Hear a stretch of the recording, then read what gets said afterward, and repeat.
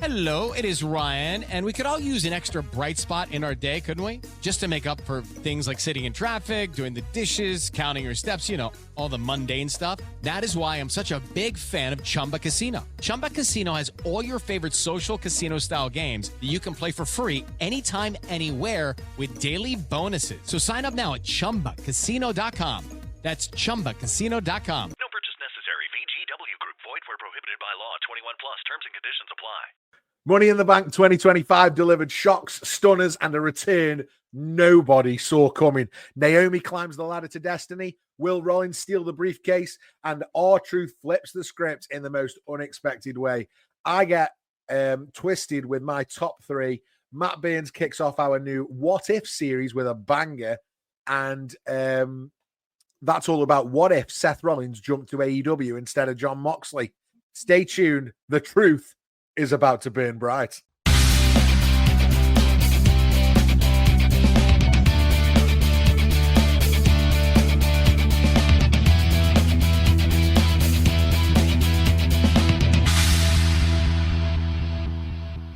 Hey, it's Scott Barrett. Welcome back to the Burning Truth. And I am once again joined by my co-host with the most. It's Matt Burns, everybody. Appreciate it, Scott. Honestly, I always do. Well, that was on a delay, then. We did get the applause in the end. On a delay. No, it's fine. It's fine. Any applause will do. Any applause will do. How are you, Matt Burns? Are you okay? I'm quite good, actually. I am quite good. You know, so it almost feels. I've been quite good. Oh no, it's quite good. It's quite solid. It's honestly, you know, this week's been feeling like a bit of a worlds collide, but at moments. But with that, I've got this one world collide question I need to ask right now, which is none other than Scott. How are you? I'm good, mate. I'm all good. I've been waiting, so I don't get interrupted anymore. I just wait for the question because I know it's coming. After about 30 episodes, I think we're getting used to it. I'm okay. Has it been 30 episodes? I think it's probably been more than that by now. Probably. It's maybe 30 is probably about right. We've blinked. We've blinked and they've gone past. But yeah, I'm good, mate. We had a really good week this week. I had my son's end of season football trophy presentation night last night. Great night had by all. Got loads going on in the real world and loads going on in the wrestling world. So loads to talk about tonight. Super excited about it. Most excited to talk about our Buried Alive segment later, actually, and for you to kick off our first ever What If, which I'm really, really, really looking forward to. Because if we're honest with ourselves, we've sort of dragged our feet with What If. We knew we were going to do it, and then we've sort of dragged our feet with it. But tonight we're actually going to kick in and make it happen. So I'm really happy with that, and I'm really happy that you're going first as well. Oh, and I will say, yeah, I like how you did that. But I don't mind it because I will say you've given me a good challenge to sink my teeth into. Yeah, absolutely. And that doesn't mean this is the end of Reboot This. Reboot This will be back. It's just sometimes we want to do something a little bit deeper. And deeper means what if? Yeah, of course. It does. The thing is, this is the difference is with Reboot This and What If. Everyone can sit there saying, well, what's the difference between the two of them? There is a bit of a difference because it's got a bit more of a deeper meaning because that is because Reboot This is how would you do this storyline differently? How would you do this wrestler differently? What if this change was made? How would that affect the ripples of time? Yeah, because the difference is it's changing dramatically what is actually happening. It's like instead of this match actually happening with these individuals. Like a what if is like, what if The Rock and Austin never actually had their major feud? Yeah. And it was somebody else. Absolutely. Yeah. 1000%. Where Rebook This changes that dynamic. So it'd be like rebooking the feud between The Rock and Austin, which if anybody wants to take that on, you're more than happy to try that one. Yeah, I don't think I ain't touching that. I ain't touching that. Let's not mess with perfection. But here we are And the first thing we want to talk about tonight, Matt Burns, is all the goings on from last night's Money in the Bank 2025 pay-per-view. So without further ado, let's get into the news.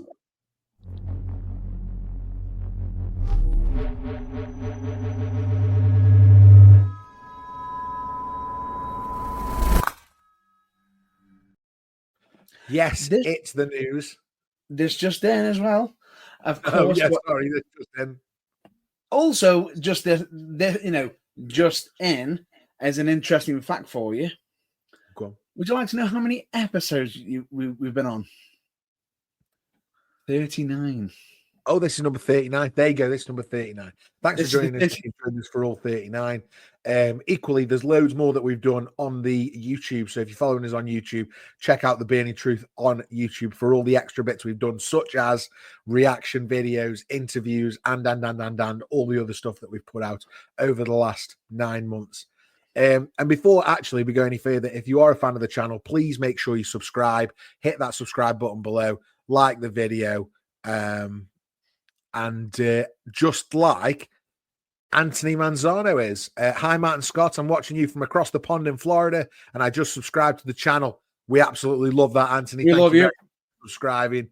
Yeah, we'll be here for the next hour talking all things wrestling. If you're not watching us on YouTube now and you're listening to this back on the podcast, wherever you listen to your podcasts, Spotify, Spreaker, Apple Podcasts, etc., make sure you find us on the YouTube and hit that subscribe button. We'll love you forever. Anthony, we're going to star that comment because we love that new subscriber. Welcome to the team. Right, Matt Burns, we're well into the news now, so let's talk about Money in the Bank 2025. What did you think? I thought it was a cracking show. I really did. Let's not leave you there. Oh, no. Great show. Prediction-wise for myself, oh dear. Oh, yeah, so we did do the predictions video before this, and I actually think I did quite well this time. Ooh, got an interesting question that's just been thrown to us. Okay, we could do that first, yeah. Anthony would like to know, do you guys believe any of the rumors from the dirt sheet saying that Roman is going to leave WWE because they're trying to renegotiate contract to lower bonus structure? I absolutely believe that they'll be trying to renegotiate contract. I also know that if Roman's got a contract, it will be much more secure than the average bear. And what I mean by that is it'll be much more difficult for WWE to get out of. Do I believe this might be the last major money contract for Roman Reigns? Maybe structured on the dates that he's structured on now. I would not be surprised if the next contract he signs is on more of a pay-per-appearance deal for a certain number of dates. But do I think they're trying to renegotiate his contract now? Probably. Do I think we'll hear any more on it? Probably not. No. You know, if I was running a business, I'd be trying to cut costs wherever I can as well. You have to. And it makes sense for cost-cutting purposes because some fans forget that WWE just acquired AAA. Company was going out of business because of massive debt. Absolutely. But WWE are burning money at the minute, though. I mean, and I don't mean that in a bad way. The difference is they're burning money buying these things, but also profits are better than they've ever been, right? Yeah. And the good thing about it is they've also, by doing that, they've also created new jobs, new roles, and also new windows of opportunity for other things. Because bear in mind that by doing what they've done, they haven't just created jobs for AAA. They've also got even including the TNA deal, even reaching out to the AAA as well. Yeah, I mean, I wouldn't say WWE are in any sort of trouble. They signed a $5 billion deal, or $1 billion deal with Netflix last year. They're doing all right. They can probably afford to take the hit on AAA and on Roman Reigns, to be fair, as well. I do think probably that might be his last major contract of that type, though. I think next time it'll either be for a set number of dates, like I say.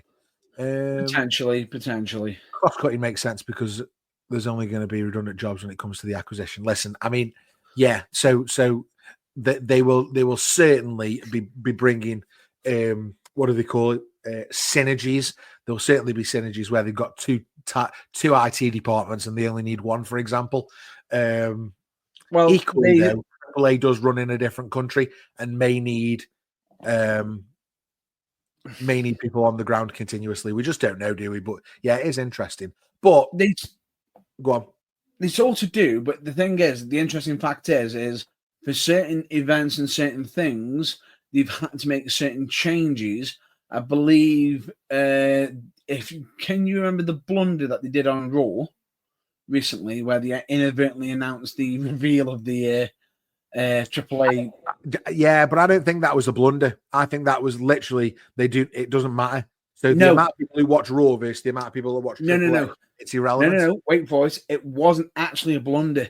It was done purposely for the American audience. Now, for the Mexican audience, that graphic never appeared.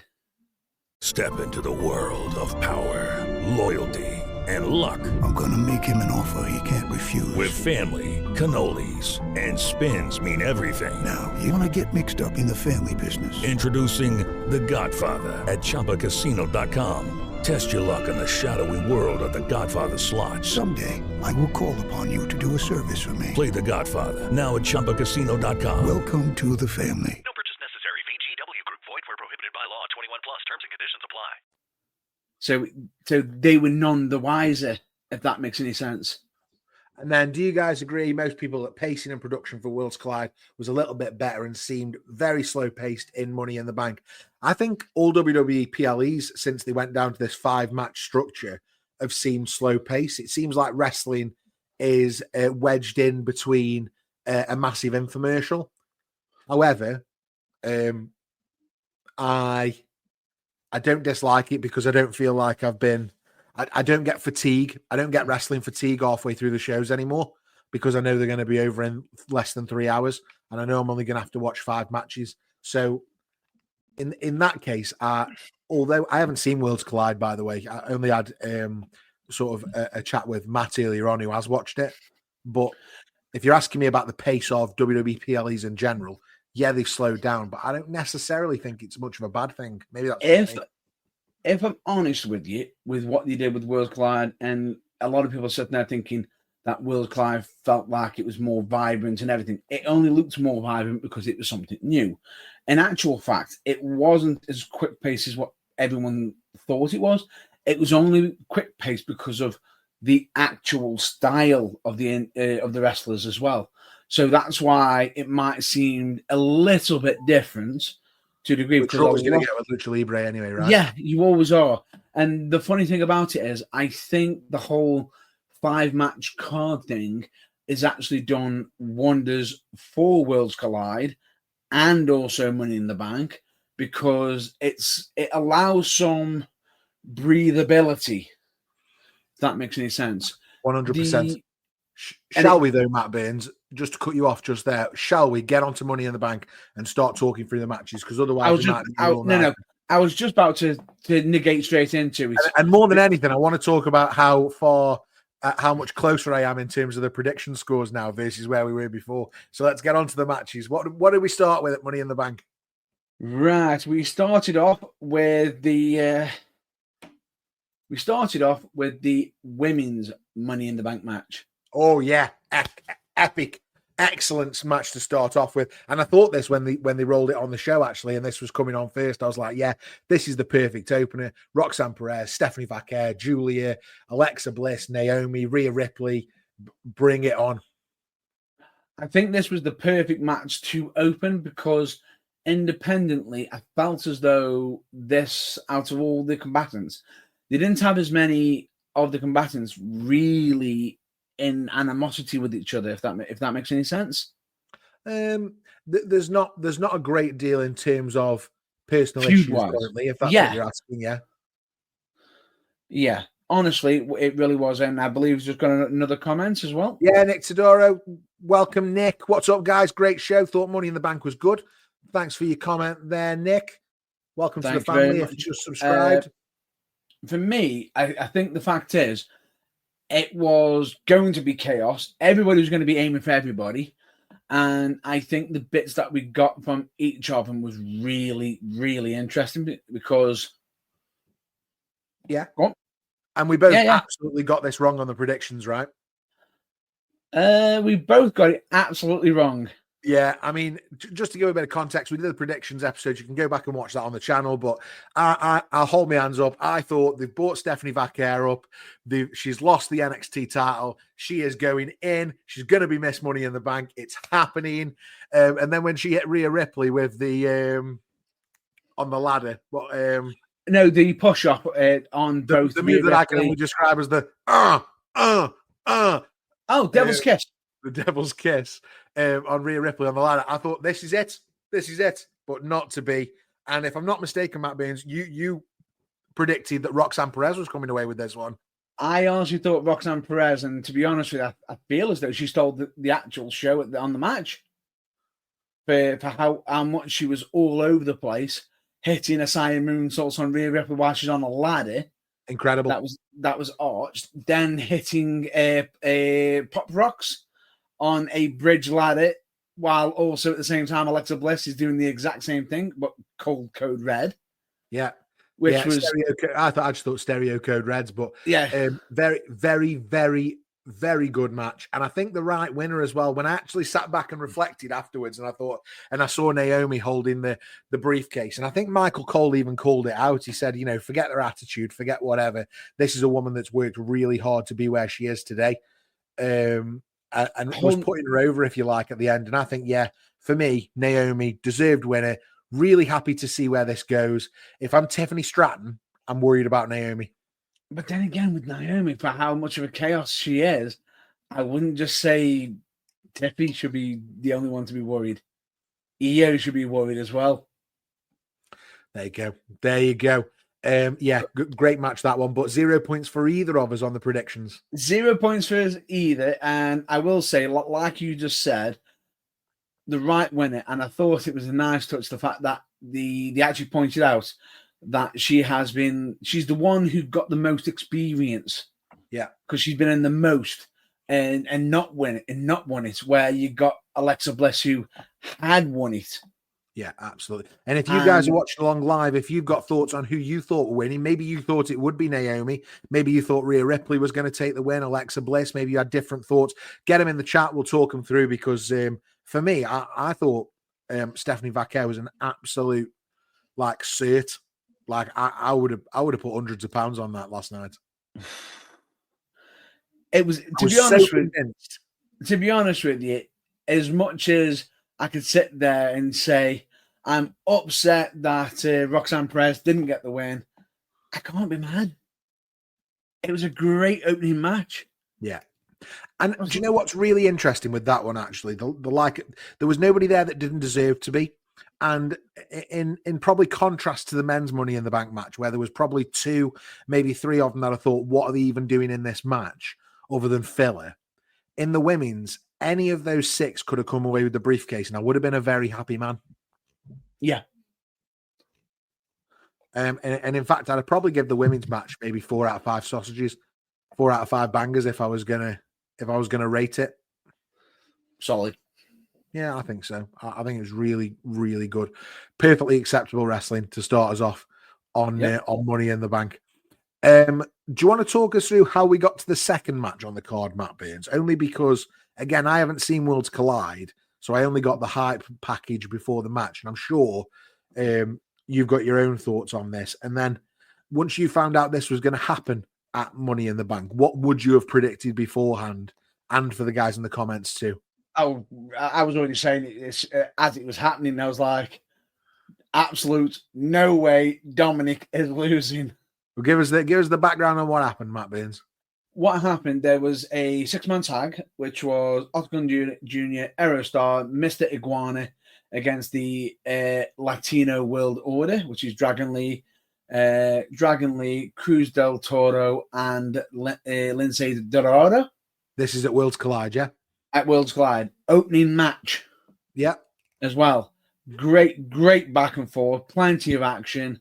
And Octagon Jr. got the win. Now, prior to this, there was a bit of knowledge being spread out, mentioning that Octagon Jr.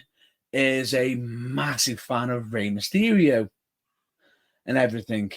And as he was doing it, you can see that Rey Mysterio was in the crowd watching on, And all of a sudden, after the match, Dominic Mysterio interrupted, pretty much run in. And this was only because Rey Mysterio actually was at the event, announcing everything. And when Octagon Jr. come in, he said he was one of his biggest fans.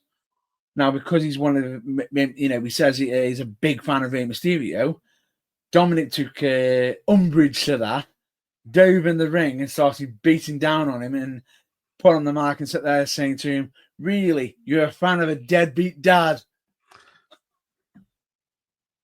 You're a fan of a deadbeat dad. I'll tell you what, this is how much of a how much your faith in him is. I'm going to absolutely beat you down at at Money in the Bank, and and why not? Why don't I put the Intercontinental Championship on the line?" And you can almost see Octagon Jr.'s face, just like, what? Yeah, I confused me that he wanted to put the belt on the line, but confused me that we waited until the day of the show to promote the fifth match. I think we knew there was going to be a fifth match, but the reason why I think it was cleverly done is because Octagon Jr. took a bit of a beating in the opening match. So bear in mind, he's worn down. He's already had a match. Yeah, Dominic Mysterio. Hello, it is Ryan, and I was on a flight the other day playing one of my favorite social spin slot games on ChumbaCasino.com. I looked over at the person sitting next to me, and you know what they were doing? They were also playing Chumba Casino. Everybody's loving having fun with it. Chumba Casino is home to hundreds of casino-style games that you can play for free anytime, anywhere. So sign up now at ChumbaCasino.com to claim your free welcome bonus. That's ChumbaCasino.com and live the Chumba life. Sponsored by Chumba Casino. No purchase necessary. VGW Group. Void where prohibited by law. 21 plus. Terms and conditions apply. He doesn't necessarily. So if I'm watching Worlds Collide, I'm a pretty diehard fan, right? Yeah. Because the casual fan might not be watching Worlds Collide. Let's be fair. I mean, it is live on YouTube, which is free, so maybe there are more people watching it than normal. But my gut is telling me that you're a pretty diehard fan if you're watching Worlds Collide. So then announcing the match for Money in the Bank later on that night with Dominic Mysterio, that's not going to get any extra. I mean, in my mind, anyway, that's not going to get any extra eyeballs on the show. I don't think it was more so to get the eyeballs on the show. Then why do it? I think the reason why they've done it is A, to try and get some cheap heat for Dominic. I mean, he doesn't need any. Continue. B, in the match, what was interesting is, yes, Liv was there. She only got involved, I think, about once near the end. Dominic looked quite strong in the match. He did. He looked quite strong. With the finish, even hitting the 619 and finishing off with a meaty frog splash. Almost. I just don't get it. The whole thing was a bit of a turn off for me. I don't understand why we booked it lastminute.com. We could have done some sort of build up so the casual fan would have got it. I was just a bit not confused, but confused by the whole thing. I just wasn't. Didn't do it for me this one. I'm happy Dom got a win on pay-per-view PLE, but I mean, a waste of time for me this one. Filler. In a show that we can't get Drew McIntyre on, we can't get Damian Priest on, we can't get. Excuse me, who are you? Who are you? All right, not Damian Priest, but we can't. No, who are you? No, but I only say that because Drew McIntyre and Damian Priest have featured on every other PLE this year. Yeah. This is a PLE we can't get CM Punk on, Karrion Kross, Sami Zayn, etc., etc. No tag team titles on the line. There's so much that we could have done. Yeah. Mm-hmm. We've got no Jacob Fatu, we've got no Intercontinental title match, and well, we did have an Intercontinental title match in the end. Yeah. Excuse me, but we've got this PLE, this opportunity, this 1 in 5 chance for this month to do something, and we're throwing something together last minute. I just bit of a turn off. Maybe you guys disagree. Let me know in the comments, but that's just where I am. It wasn't exactly a bad match. I thought it was an okay match. It wasn't your barn burner, if that makes any sense. I think it was. I mean, if it had been the best match I'd ever seen, I'd probably had a different opinion on it. Like, oh, thank God they got this on the show. But I mean, it was just filler, and that's I why I want to say just let's move on. Pretty much, I agree with you on that one. I think the idea being it was the match to bring it down. Yeah, because immediately after that, we jumped straight into the last chance match for the WWE Women's Intercontinental Championship. this was really good. This was really, really good. So Lyra Valkyria, we talked about this on the preview when we did the predictions, but totally underused since coming up to the main roster. Lyra Valkyria needed a personal issue to make us care about her. We got one with Becky Lynch, absolutely fantastic. The first match they had at Backlash was really, really good. It was genuinely really enjoyed it. It was good. I felt as though the feud was initially rushed. Yeah, but we're giving it space now, and so I think so we got this personal issue which we've continued.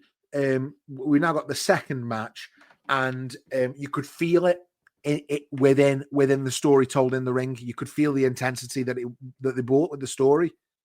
I totally thought the right person won in this. Yeah. For the second one, Becky Lynch to steal the victory from from Lyra, which was perfect. We both had it down as a Becky Lynch win. I think we knew that was coming, but even if it was predictable, it was still good because it's what we wanted to see, and we got exactly what we wanted to see. And then that switch that Lyra flicked in red after, where Becky was making a raise around and shout around the ring, and then it was bang, German, bang. I can't think what she calls a finish, but Nightwing, yeah. I always want to call it what Chris Sabin used to call his because it's very similar. Cradle shock. Yeah, it's very similar to the cradle shock, isn't it? But she doesn't hold the leg. But yeah, so German and Nightwing to really put Becky Lynch down after she was gloating. And that's what it was. It was gloating. It was spot on. And the thing is, I think what was really interesting is I don't think that the raise of the hand was the push too far. Yeah, it was when she asked her to put the belt around her waist. It was waist. putting the belt on. It was like, ooh. And do you know, it sets up a really interesting third tie between them both now. And I'm really interested. I'm interested. I want to know how this story finishes because I really want Becky Lynch to get a comeuppance. Is it going to be right now, or are they going to pull it back a little bit and then do really later? Or I think I don't know what PLE is next. Which PLE is next? We will have a Saturday night's main event. I think that's probably too soon. I believe we've got Night of Champions. Night of Champions in Saudi. Night of Champions in Saudi. I don't think we do it there. No. I would do Evolution 2, which I think that's set for July. Is that set for the day after All In? July 12th is the Great American Bash for NXT. We've got the Saturday night on as well. Yeah, that's the Evolution end of July. Is the night after. Is the 13th of July. Yeah, there you go. So I think that's the night after All In Texas. So I can see us doing it there, and I think Becky Lynch getting a comeuppance. I'm there for it. It fits in nicely. Saturday night main event is on the 12th, with also having the Great American Bash on the 12th as well. So we've got absolutely loads of wrestling going on. So yeah, we both had Becky Lynch in the predictions. So that's now 1-1 on the scoreboard with 2 matches left to go rather. So after Becky Lynch and Lyra Valkyria, Matt Burns, where do we go next? We move on to the men's Money in the Bank. Men's Money in the Bank, and I was all about this. I was, but I had one problem. Go on. Before we got into this match. And it's a bit of a pet peeve for me now. And it's to do with TKO. If there's any space, seriously, guys? Do you know what, Matt Burns? I I hate this, and I don't hate the advertising. I hate the fan reaction to the advertising. You guys just need to get over it. And it's as if WWE are the first people to do this. No, WCW used to do it, and like is it Wrestle Kingdom, New Japan? They've got advertisements strapped all over the place. It's just that it's in a foreign language and you can't read it. No. The Fireball ladder might be one of the best things I've ever seen. What? I loved it. I genuinely popped for the Fireball ladder. I had 3 shots of Fireball last night, and I was loving it. Right. I'm just going to say this to you. It was okay on the ladder. I was fine with the whole cash app on the Money in the Bank. Yeah. I thought that was absolutely Brilliant. genius. Yeah. That's good advertising. Absolutely. My only problem is the fact that we've got the Fireball on the ladder. Why was it only on the men's match? It should have been on the women's match as well. Well, the men's was the one that the women's match was sponsored by somebody else. Right, okay. But then have you noticed that all the tables have been also sponsored as well? Yeah. Yeah, it's quality, isn't it? I love it. Genuinely, I love it. And I think I also think it's funny that the general consensus is, oh, we hate this. I think it's dead funny because genuinely I love it. I'm a big fan of sports, and sports would find anywhere. You know, you've only got to look at soccer, football jerseys now, right? Football shirts. So you got the badge, you got the brand of the top sponsor. So whoever makes your top, so Adidas or Nike or whatever, you've got your main sponsor on the shirt. You've normally got a sponsor on your arm here. You might have a sponsor on the top. You might have a sponsor on the back at the bottom. You know, wherever you can plaster somebody's name for a bit of cash, absolutely do it. The ring is much right.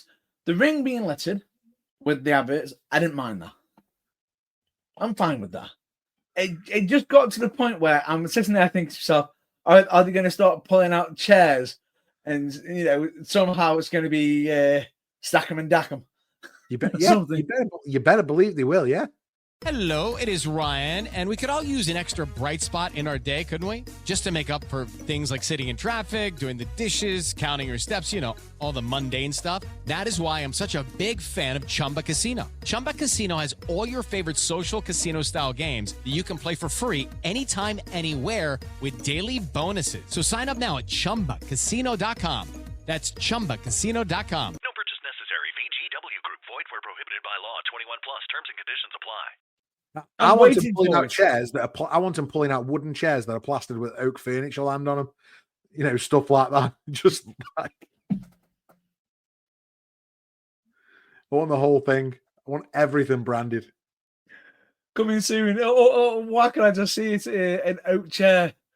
Can you imagine how much better the hardcore title matches would have been between Al Snow and Hardcore Holly if they were hitting each other with biffa bins instead of just bins? Biffa bins.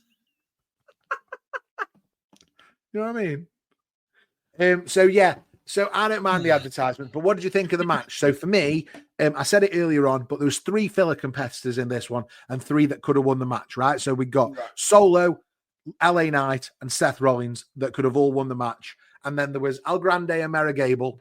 And who else was in it? Penta. And the last one that absolutely had no reason to be in there, Andrade. That is so far off Money in the Bank winning level. It's not even funny.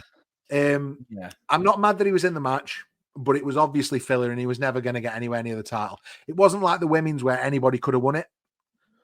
There was only 3 people that were ever going to win that match. And for us, actually, when we did the predictions, there was only 2 that were possible. We'd wrote off Solo as well. Although, props to Solo. Do you know what? Probably my favorite ever Solo Sikoa performance. Yeah.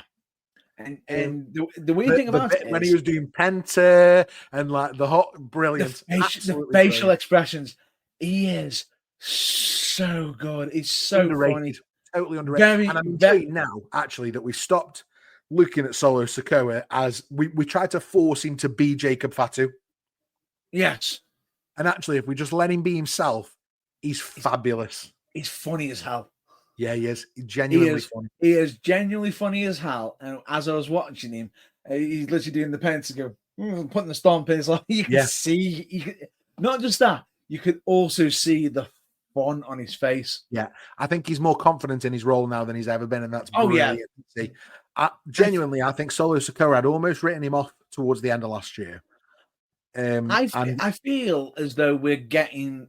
If you've watched some of the clips from the WWE Live stuff, have you seen some of the clips of him? He is absolutely hilarious, and I mean that in a genuine way. I feel as though with Solo Sikoa, you've either got somebody who could be a really good face, but he doesn't. He's a very good comical heel as well, in a good way. He's got great charisma, honestly. So who did we predict for this one then, Matt Burns? You predicted LA Knight to win the Money in the Bank, and I predicted Seth Rollins. Yes, I did. And who won the Money in the Bank, Matt Burns? Yet to be confirmed. After interference from Bron Breakker, Bronson Reed, Jacob Fatu, and JC Mateo. Got that right first time. Check me out. And, during that, Jacob Fatu turning on Solo. Amazing moment. We knew it was coming, but it was still really good when it happened. And I loved the, hate you. I can't believe he didn't say Solo. I hate you, Solo, but I can live with it. And then Seth Rollins eventually getting the victory with the support of his team, if you like. I just didn't like the fact that to get it, he actually stomped on LA Knight to go up to grab the belt. That was the last hurdle, wasn't it? The last hurdle was LA Knight coming back. That's what stung. When Knight pulled him down for the second time and it looked like the BFT, I thought, oh, this is happening. This is going to be LA Knight. Yes. I was like, yes. Reversal, stomp, and there you go. Seth Rollins, men's Money in the Bank. Totally the right decision. And somewhere to go because I don't think, here's what I see now, right? And I have been right about these things previously, but this is the sort of way I see this happening. Jay is going to have to overcome insurmountable odds with that title. He's going to have to beat Logan Paul at some point now. And I also think he's going to have to beat Gunter tonight on Monday Night Raw. Yeah. But once he's been through one of those wars, that is when Seth Rollins will strike. Hang on, what day? Tomorrow, sorry, on Monday Night Raw. I'm living in a world where PLEs are on Sunday. It's because I'm a 90s kid. I think Seth Rollins beats Jey Uso after he's been through a war like Gunter. May even happen tomorrow night, but I think more likely a little bit more in the future because we'll have to get through Logan Paul as well at some point. I think there's still a little bit of work for Jey to do before Seth Rollins takes it from him. Yeah. I can agree with you. You could pull the trigger early. I don't think it'd be smart. I think Seth will bide his time. Yeah. But he does put our scores on the doors for predictions, Matt Burns, up to 2-1 to me. First time I've been in front all year. Wait, hang on. Let me continue on in regards to this match. I thought this match was really, really good. The only thing I thought was a bit odd is for somebody who was complaining that Seth shouldn't be winning the match and everything, we should be doing everything to stop him and everything. Where was Sammy? Where was Punk? I did get a massive kick out of when when you got Bron Breakker and basically you got the boys coming out, the wreckers, the destroyers. I was surprised that, we talked about those guys that didn't really need to be in the match. I just think there'd have been more intrigue if CM Punk and Sami Zayn were in the match instead of maybe Penta and El Grande Americano, or instead of Andrade and El Grande Americano. I just think that would have given the match a little bit more anybody can win this sort of feel. Yeah, no, I know exactly what you mean. And it also would have given more of a reason for them two guys to come out. Yes. And what I thought was really interesting, though, is when they did come out, Braun being Braun, kill. Immediately. I love Braun Immediately. Although I thought it was really, really funny after he'd beaten everybody up, and all of a sudden you see him just look down and see Solo, and Solo's like, uh-oh. No, don't pay attention to me. Yeah, but that's when we got the appearance of Jacob Fatu and JC Mateo. But all round, I think fabulous match. Just the right amount of run-ins, etc., and chaos for what you needed. The women's was fairly straightforward, so to have had a bit more complication than the men's was fine. And that led us on to probably the biggest tag match of the year, Matt Burns. I actually really enjoyed this match. Yeah, me too. So we had Jey Uso and Cody Rhodes versus Cody Rhodes' first match since WrestleMania versus Logan Paul and the never seen 17 John Cena. Well, you could say for Logan Paul, the future scene. I believe Cena was trying to dub on SmackDown. Yeah.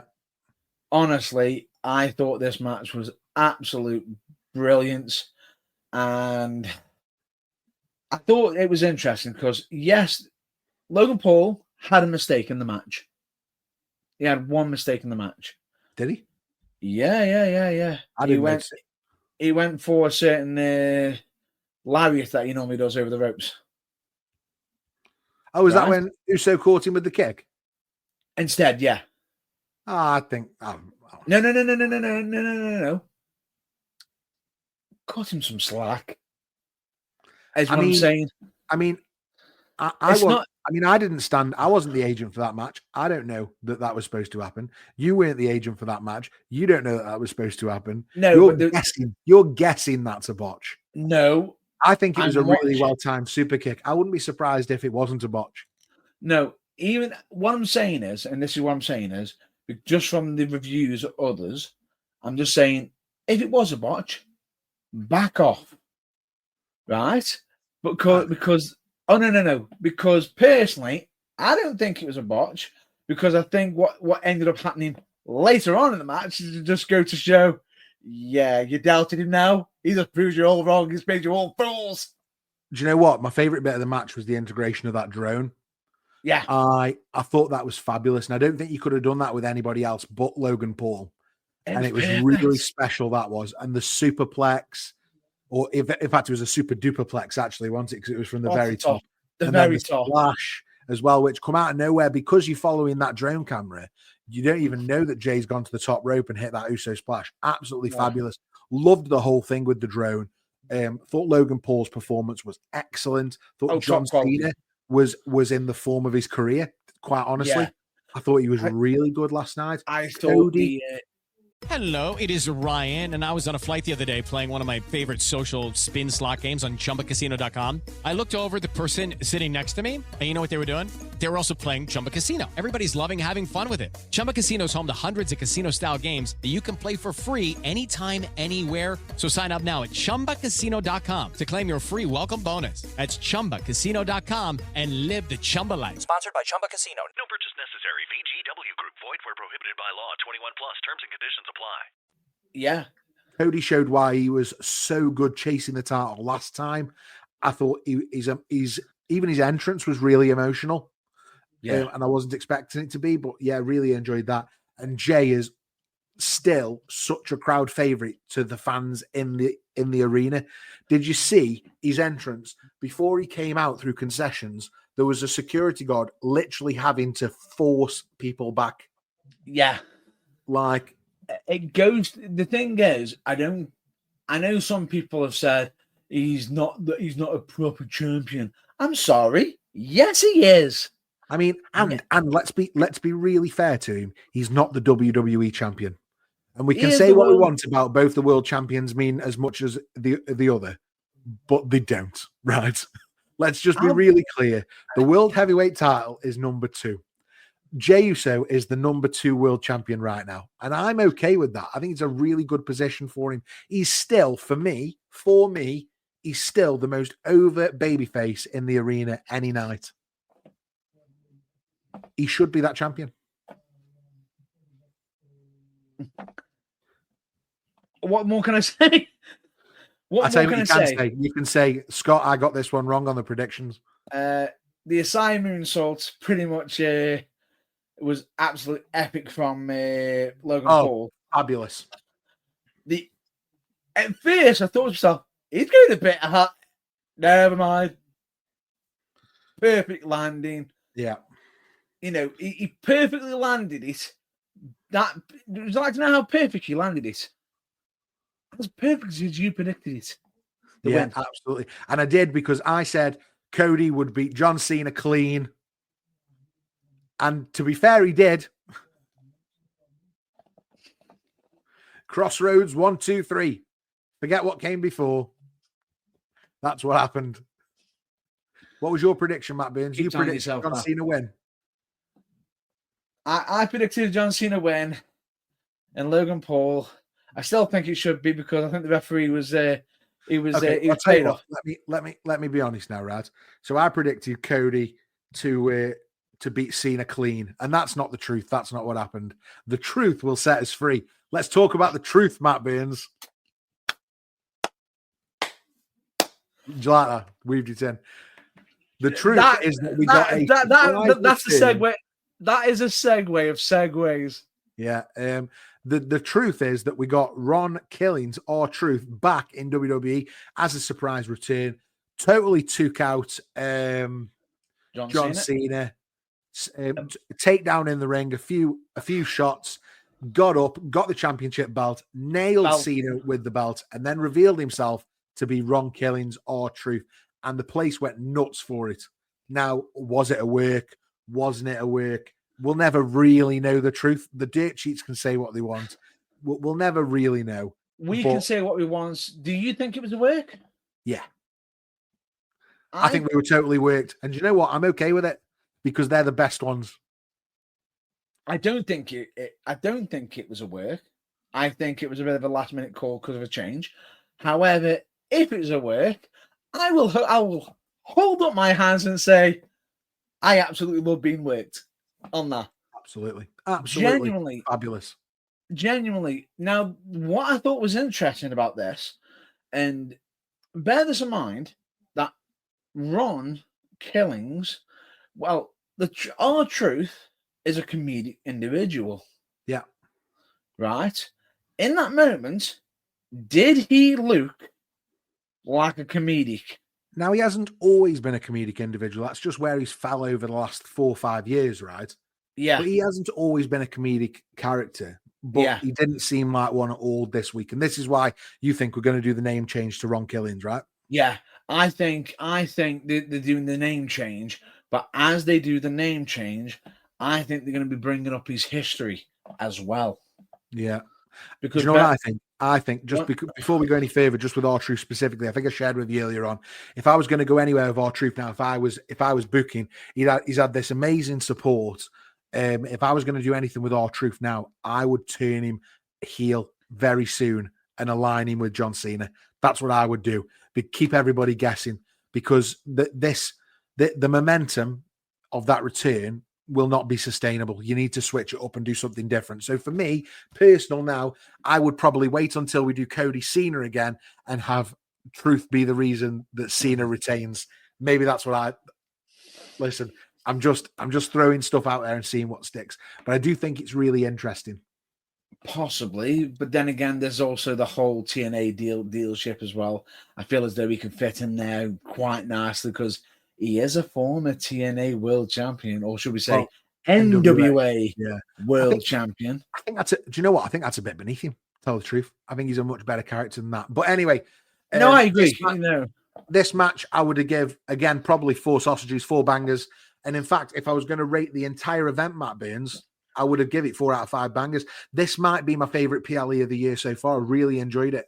And listen, I could have done without the Dominic match, but it was fine. But the other 4 matches on the card were absolute perfection for me. I loved them.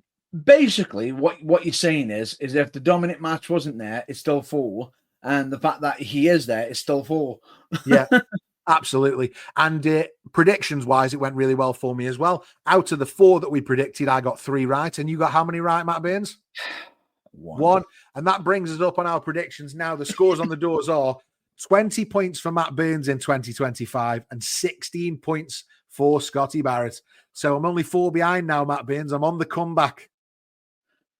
And bear this in mind, you were the one, weren't you, sitting there saying, I can never catch you back up. I can never catch you back up. I'm going to be there, mate. Listen, Money in the Bank was me turning the corner.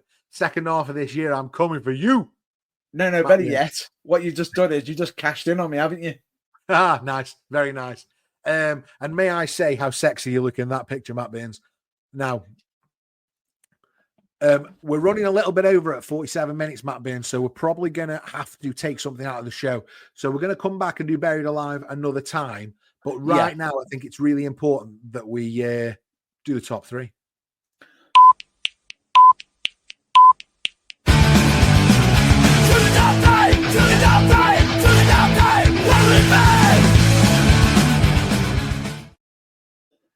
Now, for the top 3, we're not going to... You've been round us enough. You should know what the top 3 is. It's where we challenge each other to pick the top 3 of a selected subject. And I am challenging Scott right now to pick his top 3 submission maneuvers. Yeah, you are. Now, I feel like we might have done this before, but maybe the question we asked before was around submission finishing moves. And I think I challenged you. Well, that was weeks and weeks and weeks and weeks ago, Matt Burns. So let me give you my top 3 submission moves. Number 3, right, might be controversial, might not be, is... Oh, sorry, I'm keeping you in because it's suspense here. I feel like we need a drum roll for that. Sorry, it's because a message has come through on my screen at the same time. Also, if you're watching along live, get your top 3 submissions in the live chat. We'd love to know yours as well. Yeah, I can see that we're getting messages now as well. We had one, or have we already seen that one? Yeah, we've seen those, yeah. Top 3, number 3 is CM Punk's iconic Anaconda Vice. Love the Anaconda Vice. It's a statement. It blends legit MMA with like old school grit. It's a shoulder and neck crusher. It screams tap out when it's locked in. It made its mark in Ring of Honor, exploded in WWE, and every time it was locked in, it was personal. I think. Yeah. When CM Punk clinches in the Anaconda Vice, it's about winning. It's about proving a point. Yeah. It's about aggression. So it wasn't flashy, but it was final. Like the majority of the time when that gets locked in, it's over. What I find funny with this move as well is a lot of people sit there thinking, really, that doesn't hurt, really. Get locked in it. Trust me. Yeah, absolutely. My number 2, underrated this one, the Walls of Jericho. Which version? The popularized, slightly easier version, not the Lion Tamer, but the more regular version of the Walls of Jericho. You can see why I asked. The Boston Crab, if you like. That iconic moment on the table where Triple H has torn both his quads and he's in the Walls of Jericho on the table. I also think that it was just... It is Ryan Seacrest here. There was a recent social media trend which consisted of flying on a plane with no music, no movies, no entertainment. But a better trend would be going to ChumbaCasino.com. It's like having a mini social casino in your pocket. Chumba Casino has over 100 online casino-style games, all absolutely free. It's the most fun you can have online and on a plane. So grab your free welcome bonus now at ChumbaCasino.com. Sponsored by Chumba Casino. No purchase necessary. VGW Group. Void where prohibited by law. 21 plus. Terms and conditions apply. It was a very simple move, the Boston Crab, that we turned into a finishing move for Chris Jericho. But it was something that had fallen out of fashion and he just decided to start using. And I don't know, it's not the most sexy submission, but it's certainly one that resonates with me, and I loved Chris Jericho doing it. It was as much as you can sit there and say the Boston Crab isn't sexy. The fact is, he added a little twist on it by elevating it. So it was the Boston Crab, but it wasn't the Boston Crab technically. It was a modified one, and it was it added to it. Yeah, it was the Walls of Jericho. And my number one, controversial. In fact, hold on. Let me do a honorable mention first. Honorable mention for the Scorpion Deathlock, not the sharpshooter, because that was Bret Hart's move and Bret Hart shit. But no. Sorry, I'm sorry, sir. I'm going to interrupt you for a good way, because the sharpshooter is technically the Scorpion Deathlock, because the Scorpion Deathlock was actually before the sharpshooter. Bret had to be shown how to do the Scorpion Deathlock. Yeah, well, I don't. We're not a big fan of Bret Hart over here on my side of the channel. But the Scorpion Deathlock by Sting, definitely an honorable mention. But the number one for me, the number one submission from Ken Shamrock's MMA roots to Kurt Angle making grown men scream, to the moment when Kurt Angle broke Scotty 2 Hotty's ankle live on Monday Night Raw. It's the ankle lock. This hold's got legitimacy written all over it. It's not just pain, it's precision pain. Number one for me is the ankle lock. Okay, that's completely threw me off. Has it thrown you? It's thrown me because I was expecting another move from you. Go on.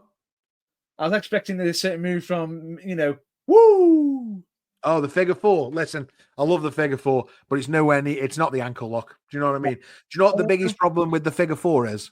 It's reversible. It's very reversible. And when it gets reversed, I think it hurts more reverse than it does on. Oh, yeah. Yeah, so for me, they're my three. So let me give you my top three again. Anaconda Vice, Walls of Jericho, ankle lock. They are my top three submissions. Get your top three submissions in the live chat or in the comments below. That was the top three. Thank you very much. Now it's time, Matt Burns, for something even sexier. So, if you remember, we said tonight we were going to do our first ever What If.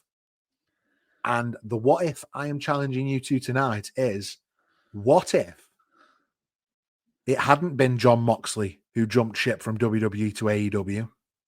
What if it was Seth Rollins?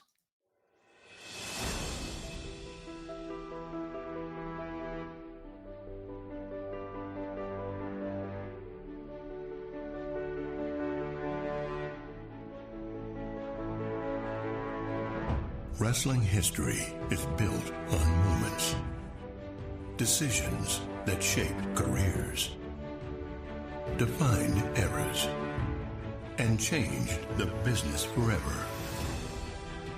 But what if things had happened differently? What if a single choice, a twist of fate, or an alternate path rewrote the stories we all know? Come with us as we step into the multiverse of wrestling and ask the question, what if?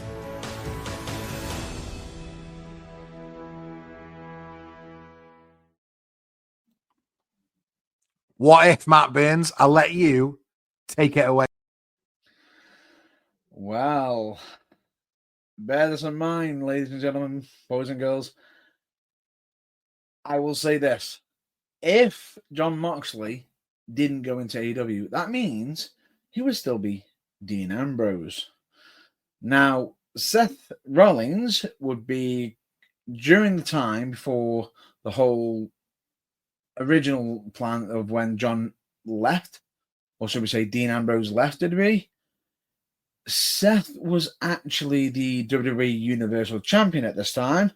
So just for our own sanity, let's just say he was no longer champion during that time, because I believe there was a Money in the Bank that was on May 19th, if I'm not mistaken, where I believe, I'm just trying to double check on it, Brock Lesnar had won the Money in the Bank ladder match and decided to cash in on Seth Rollins much sooner than he originally planned. And because of this whole cash in and everything, his contract was up, and instead of Dean Ambrose leaving, we got Seth Rollins leaving just as he lost the the Universal Championship in May. His contract's up, and it was done. It was gone. So let's move directly. I'm just trying to get dates and everything for us. Let's move to May 25th. Because, well, actually, we'll say for time-wise, because I believe, if I'm not mistaken, the whole night of the Money in the Bank, which was May 19th, that I'm just trying to think what day that was. Was that our usual Saturday or Sunday pay-per-view? I'm just trying to double check that now for us while I'm just doing that, because I want to make sure what I'm saying is canon. Now, May 19th was a Sunday, so we'll say he dropped the title on the 20th, on Monday the 20th. So we've then got his contract pretty much wrapping up on the 21st, and he's now out of WWE. Everyone's wondering, where's he going? As such, there's rumblings. Is he going to be going back? Is he taking care of injuries? And no, there isn't anything. But on May 25th, we've then got the inaugural Double or Nothing. And just like how in the original timeline, we had John Moxley make an appearance. What if instead of Moxley making his appearance then, we had the formerly known as Seth Rollins make his debut in AEW under his original independent name of Tyler Black. He makes his intentions known that he is going to be aiming for the AEW World Championship and pretty much just absolutely attacks Chris Jericho, absolutely pretty much just flooring him. He's attacking Kenny Omega. And as much as everyone can sit there and say, he's established himself as an anti-hero character, no, he's just trying to get rid of Kenny Omega out of the picture because he wants Chris Jericho for himself. Now, as this happens, he pretty much pummels onto Chris Jericho, who is the actual champion, and he sort of sits there saying, "Listen, straight after he goes, right, now listen, I am going to tell you right now that Chris Jericho is no good for AEW. He is no good for AEW at all. Him being the AEW World Champion is not the right thing. It is not good for AEW. We need to correct that. I foresee that he is a danger for AEW." So right now, he's got his target set on Chris Jericho. But instead of going straight into it, we sort of have him just being a bit of a, sort of just lurking in the background, letting Jericho do his own thing for a bit, getting his wins, but he's just making his presence known that he's watching. He's waiting for a critical moment, and eventually that critical moment does happen. I'm just trying to find it now. I believe when Moxley won the actual championship. Right now, just bear with me. When did he win it? Originally? Because at the moment we've got Jericho beating Adam Page as such and everything, which is fine. Hello, it is Ryan, and we could all use an extra bright spot in our day, couldn't we? Just to make up for things like sitting in traffic, doing the dishes, counting your steps, all the mundane stuff. That is why I'm such a big fan of Chumba Casino. Chumba Casino has all your favorite social casino-style games that you can play for free anytime, anywhere with daily bonuses. So sign up now at ChumbaCasino.com. That's ChumbaCasino.com. No purchase necessary. VGW Group. Void where prohibited by law. 21 plus. Terms and conditions apply. But we'll have it going up to Revolution 2020, which, if I'm not mistaken, that was February 29, 2020. Now, originally, we had Moxley here, but instead we fit in Tyler Black instead. We pretty much fit the same story. The only difference is when it comes to the when it comes up to the build-up, in all of his other matches, and when he arrived, he was finishing people off with the stomp, right? Or the curb stomp, as many would say. He's using that as a big finish. Boom. We get to AEW Revolution.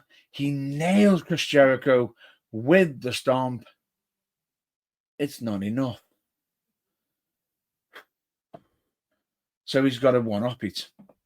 He decides does he consider the super stomp?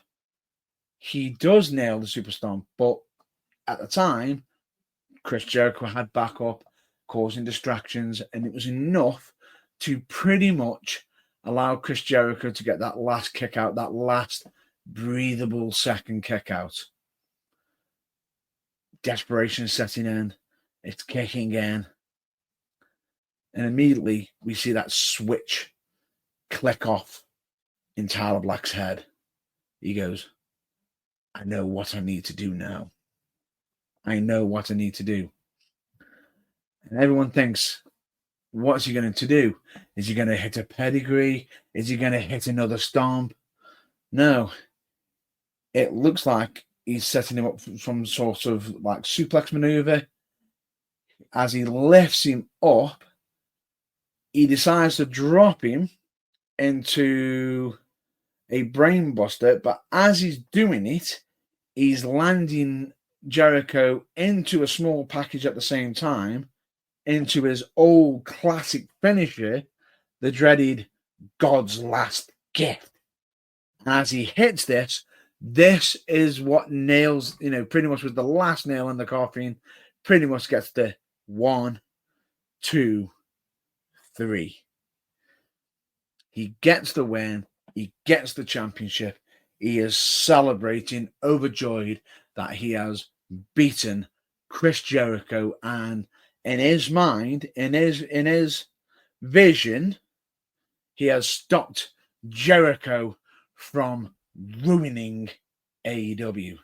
He thinks he is the only one who, right now, he thinks that he's the right man for the job right now to put AEW on the right path, in the right direction of where it should be. And we get him, pretty much every week, isn't there, saying, celebrating. He's overjoyed that he stopped Jericho's tyranny as such. If many of you can believe that, we then decide to go from there into what shall we have next? Because in the original plans, which I'm just trying to find now, bear with me. In the original plans, eventually Kenny Omega won it. Now, instead of Kenny Omega winning it at Dynamite Winter is Coming, where Sting makes his big debut and everything, we have Kenny Omega attempting to make it, and when Kenny Omega is doing his whole TNA issue and everything, and he's going, you're not the man for the job, you're not the one to do it, you're not going to claim it. And instead of Kenny Omega taking it right then and then, instead we get Tyler Black beating Kenny Omega and drawing out that victory for a bit more longer. And he's sitting there, and eventually we see Tyler Black take a step back and just go, well, I've beaten Moxley, I've beaten Kenny Omega. You know, I am the right guy to lead AEW in the right direction, but the competition that's being sent my way isn't right for AEW. Is there a problem here? Is there anybody who is ready, you know, who is good enough to take this championship off me? Or is management picking the wrong people? Are they picking the wrong people? Does he have fault with Tony Khan? And right then and then, he then gets it in his head that AEW is inadvertently still gone into a bad place.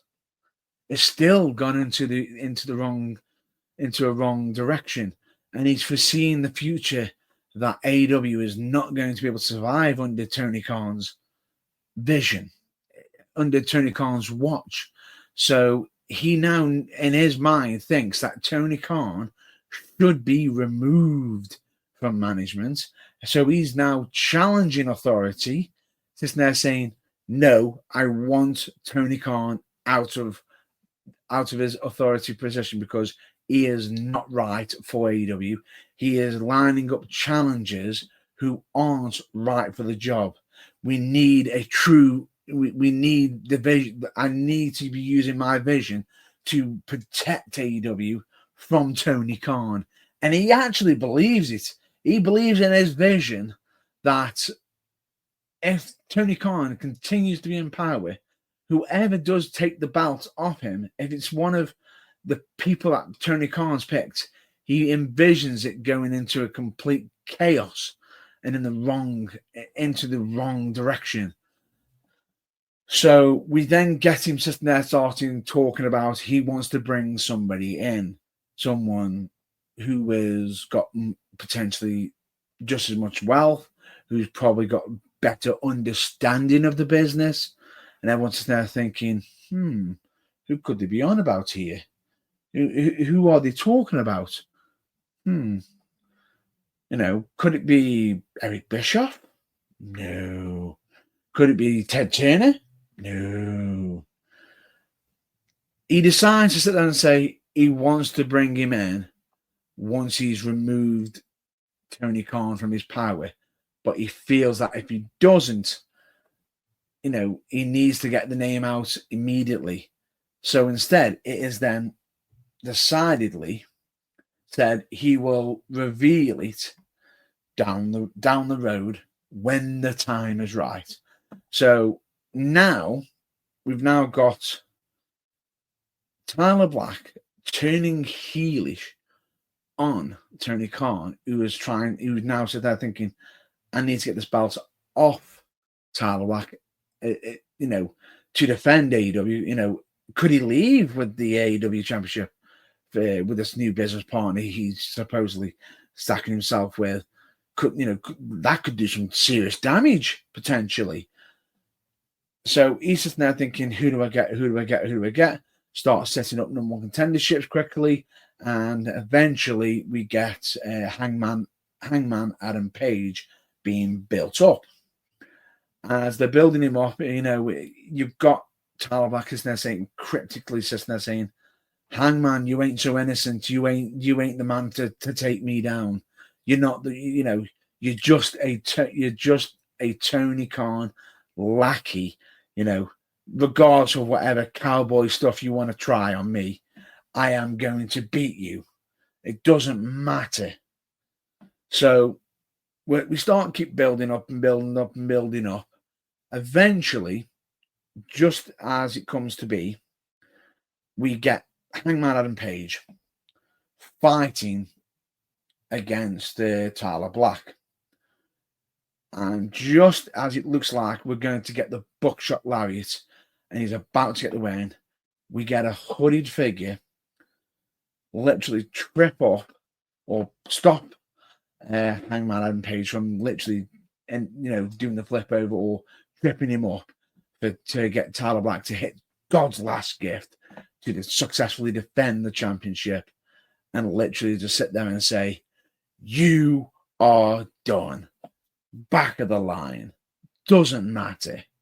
So right now, we are dreading the fact that Tyler Black is dominating with this championship again for a long time. But then we start setting up for the a big, massive casino. We start building up to the future, and there's strummings of someone coming soon, a big name. It is Ryan Seacrest here. There was a recent social media trend which consisted of flying on a plane with no music, no movies, no entertainment. But a better trend would be going to ChumbaCasino.com. It's like having a mini social casino in your pocket. Chumba Casino has over 100 online casino-style games, all absolutely free. It's the most fun you can have online and on a plane. So grab your free welcome bonus now at ChumbaCasino.com. Sponsored by Chumba Casino. No purchase necessary. VGW Group. Void where prohibited by law. 21 plus. Terms and conditions apply. Who could possibly bring an end to Tyler Black's reign. Now, the Strummings obviously don't know who it is yet. Now, the hoodie figure isn't revealed on the night. It gets revealed on the following episode of Dynamite, and much to everybody's belief, but some of you might be shocked, some of you might not be shocked, especially with my bookings and what I've always predicted as such. But the hoodie figure pulls off his hair, pulls off his hood, revealing himself as the business partner of Tyler Black. It's none other than Shane McMahon. Immediately Tony Khan sees this as a big threat. And Shane there says immediately, I know you've got a big name coming in soon who wants to rise to the top and everything, but I might have actually, swayed him to go elsewhere, paid him off. But, he sent him a message. He hasn't heard back from him, but he knows that the money's been sent over to him, potentially, been claimed supposedly. And, he's got rid of that individual.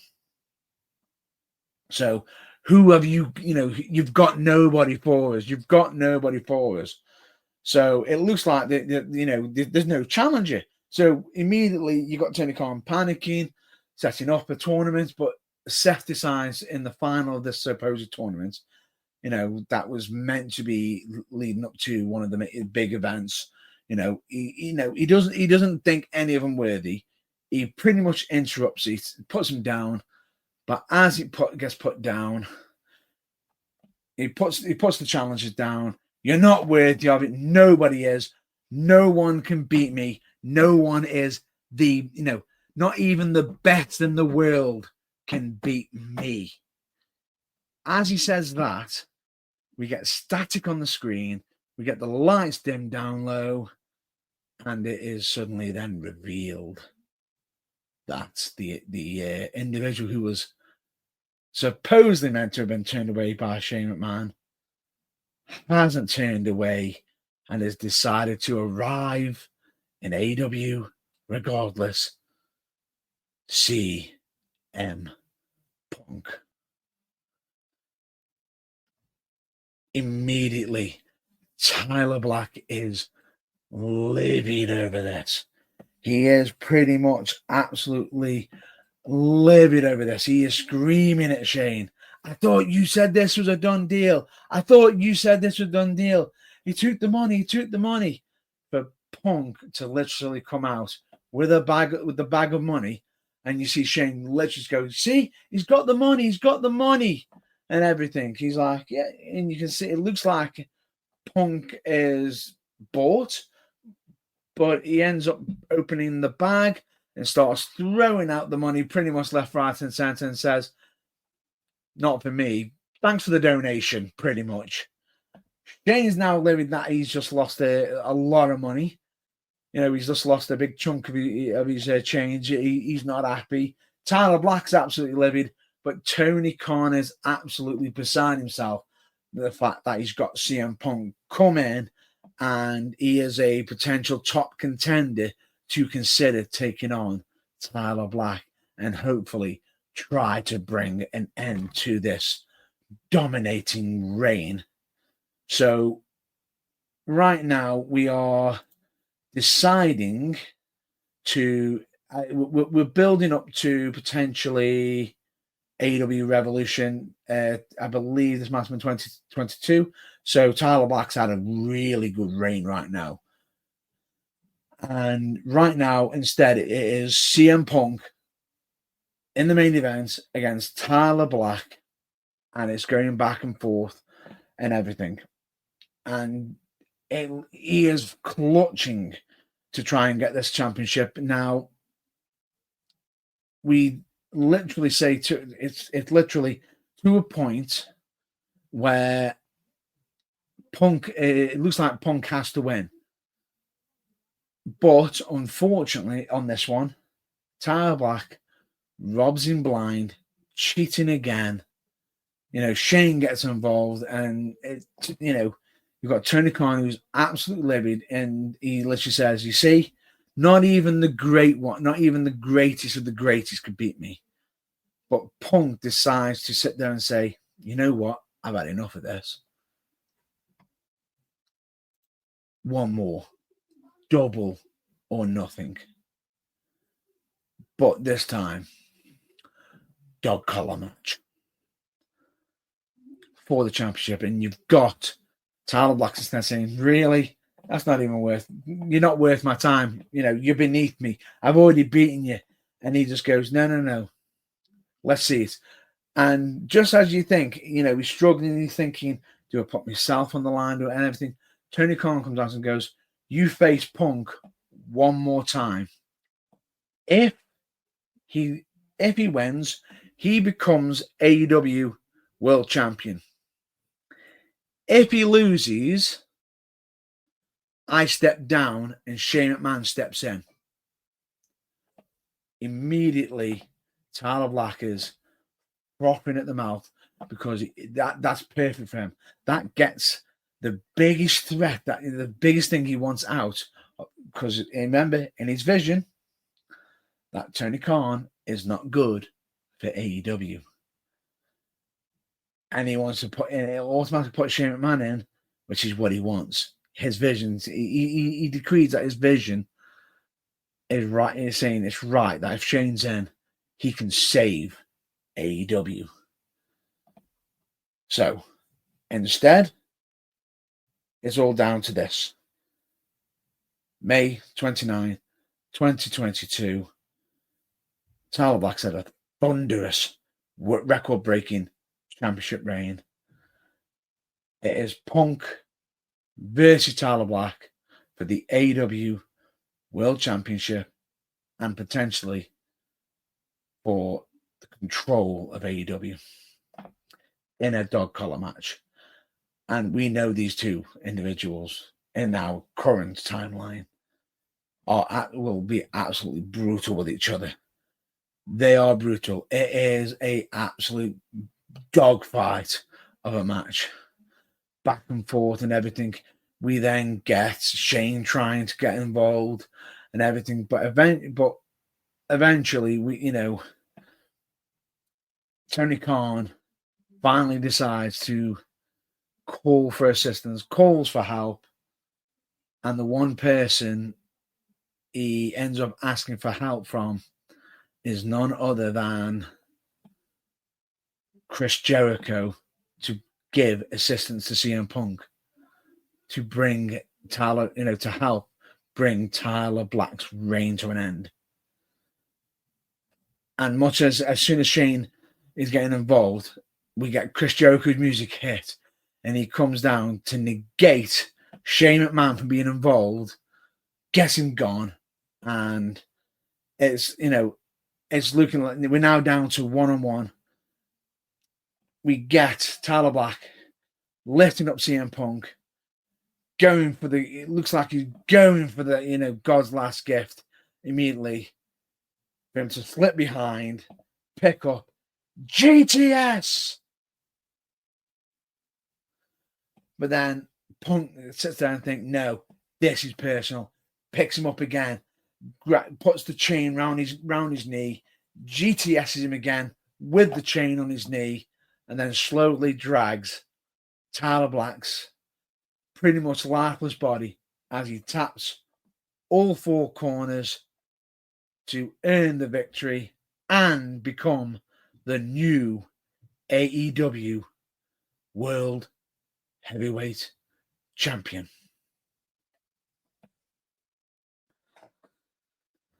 And I think that's a good place to stop.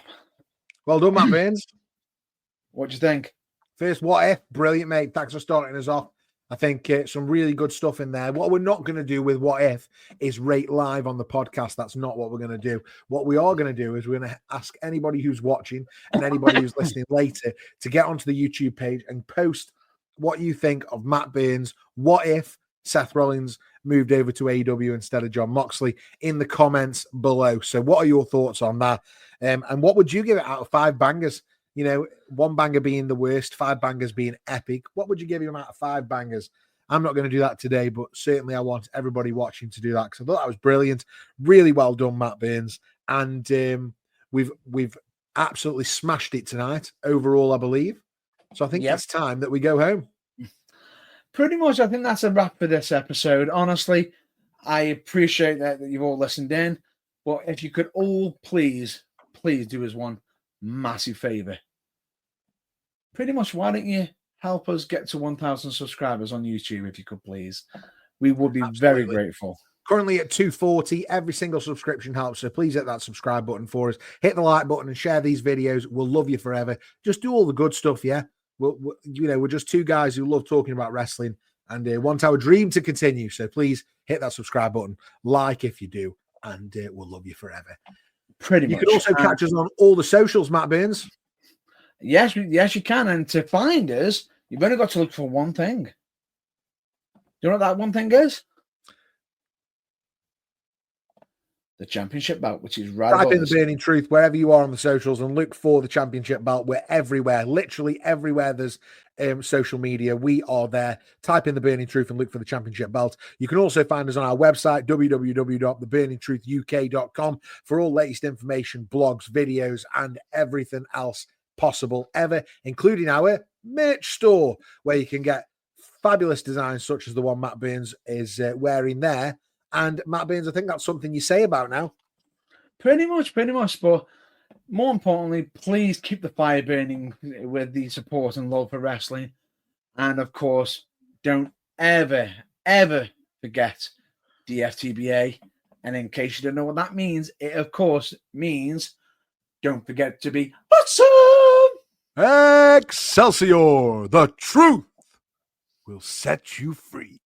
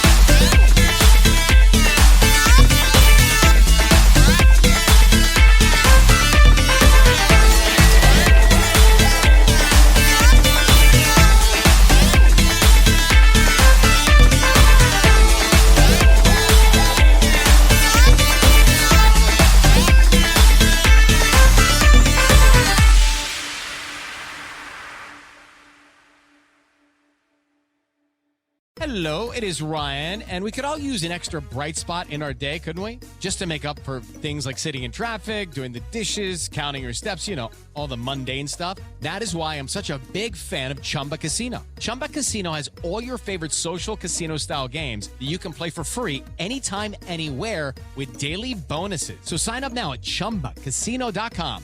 That's ChumbaCasino.com. No purchase necessary. VGW Group. Void where prohibited by law. 21 plus. Terms and conditions apply.